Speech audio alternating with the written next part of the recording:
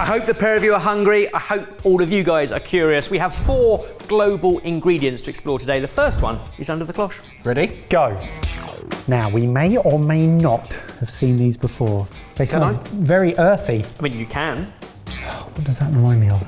Consumed both raw or roasted, sometimes literally on their own as a snack, but more commonly cooked into things. And we'll talk about many, many uses of them in a moment. It's a very, very, very light pepper fragrance and taste. It's got a slight numbing, I would say. Okay. Maybe ever so slightly bitter.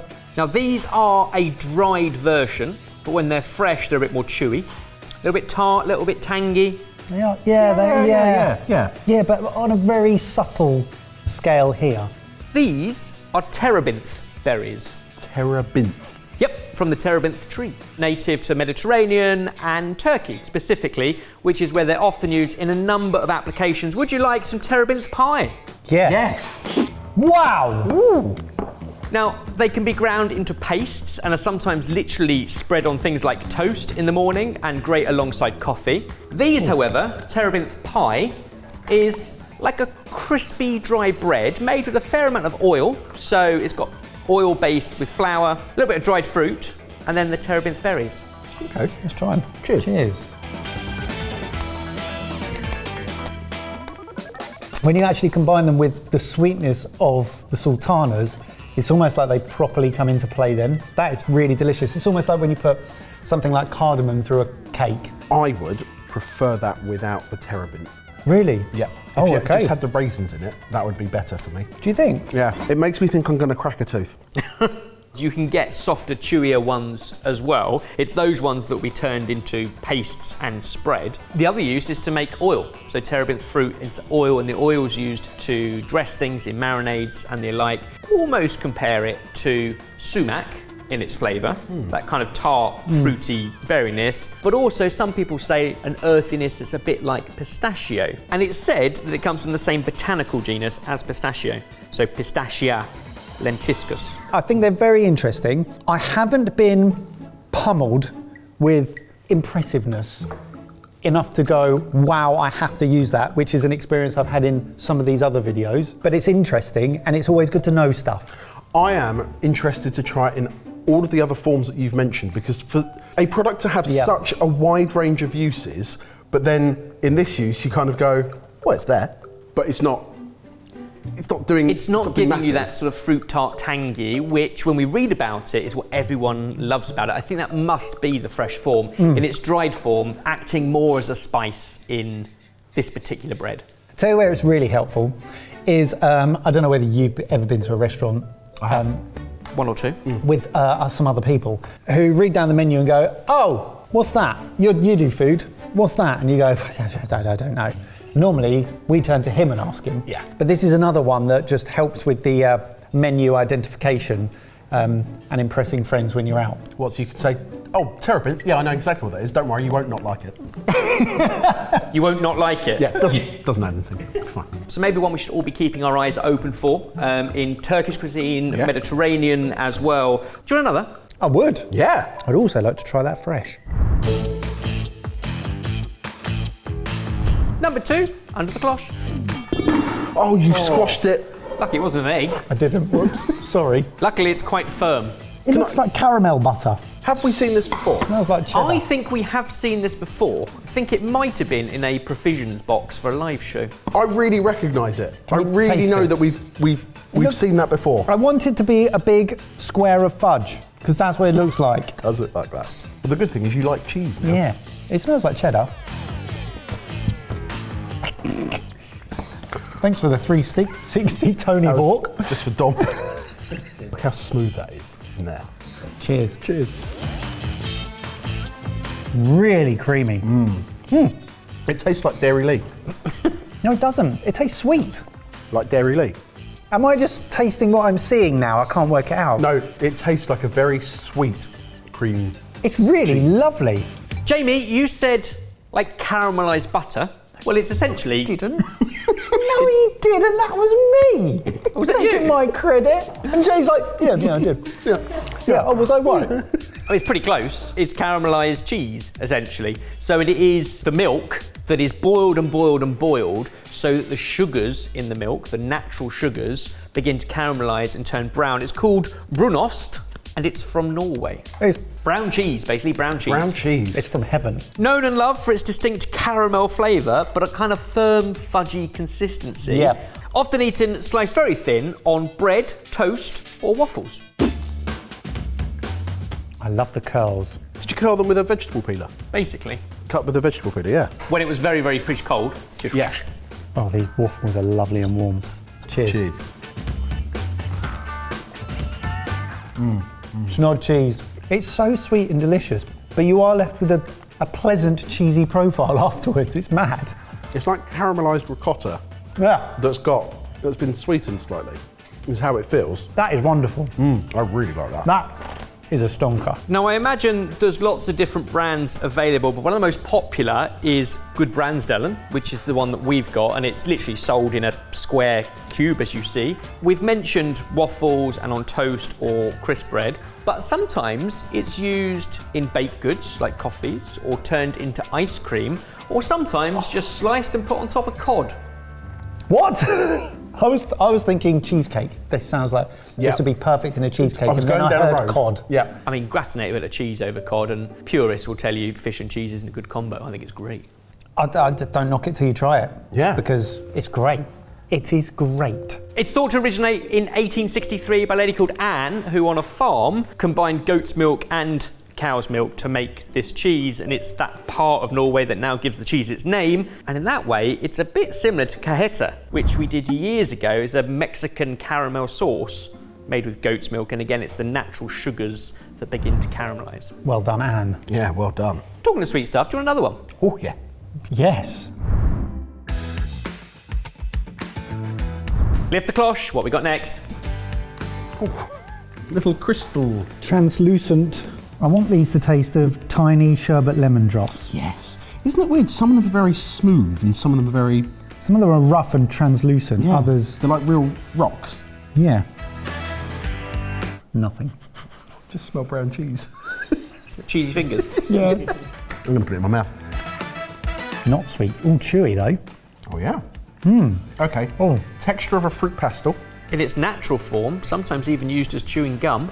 I can see that. It gets very gummy. That flavour is really familiar. It's not sweet at all.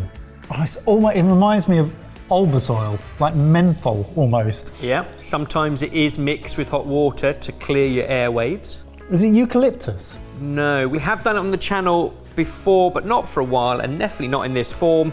It's mastic.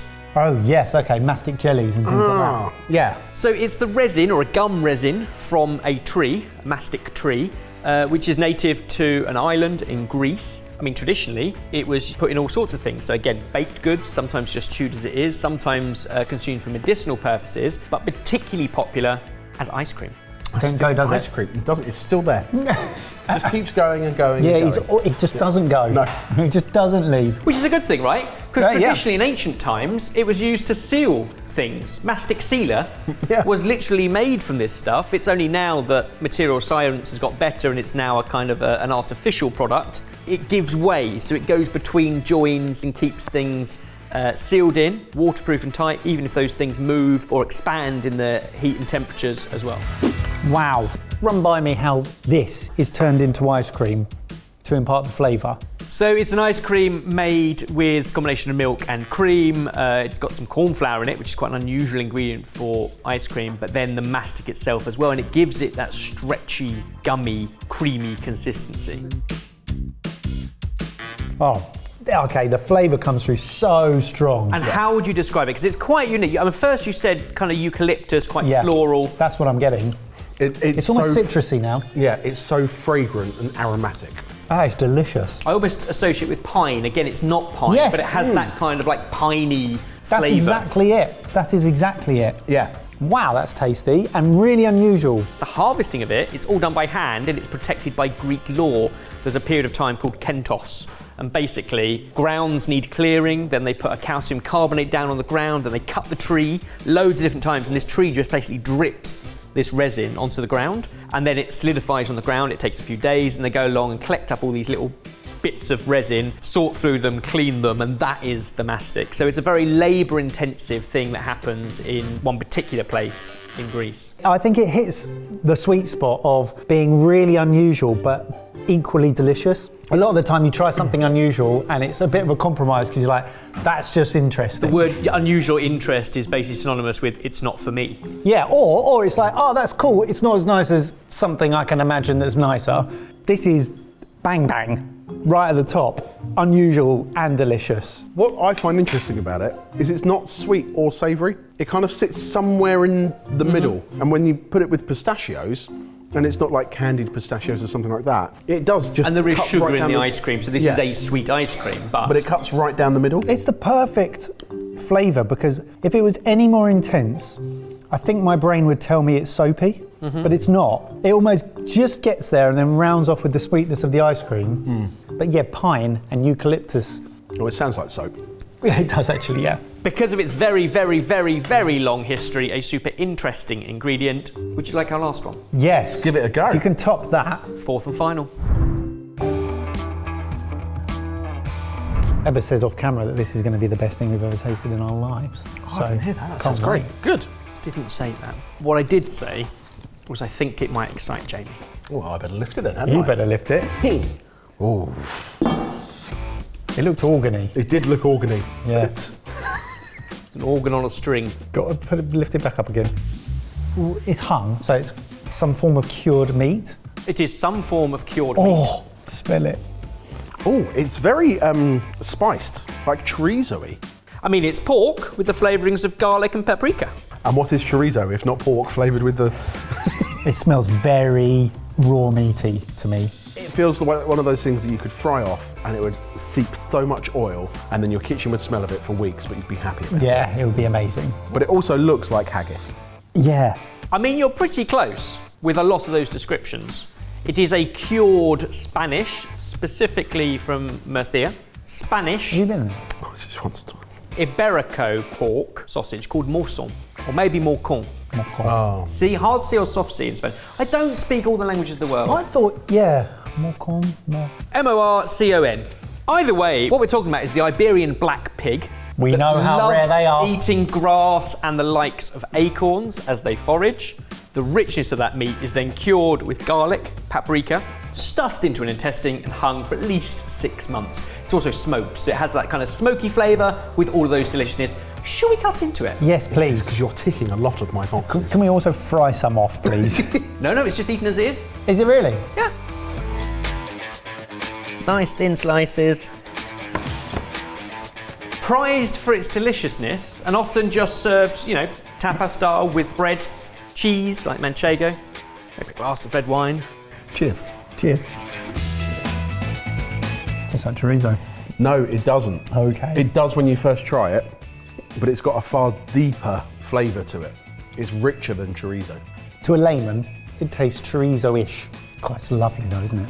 You're right in the sense that the fact that chorizo uses smoked paprika and garlic along with pork, whereas this is smoked with paprika and garlic. Tastes fattier. But they claim and they say eat it at 20 degrees Celsius, which is kind of room temperature because that's when it's at its best because the fats are soft. But also that you should get a slight nuttiness, which is coming from the pigs and their diet. We got this from a special Spanish store, £23 for that. So it's quite a lot when you slice it thin. I don't know whether you'd lose some of that nuance if you did cook with it. We tend to use traditional chorizo quite a lot in cooking, but actually the point of this is at room temperature at its best, thinly sliced with meats and cheese. It's gorgeous. Is the best way to eat it. I don't know if you'd lose some of that nuance by cooking.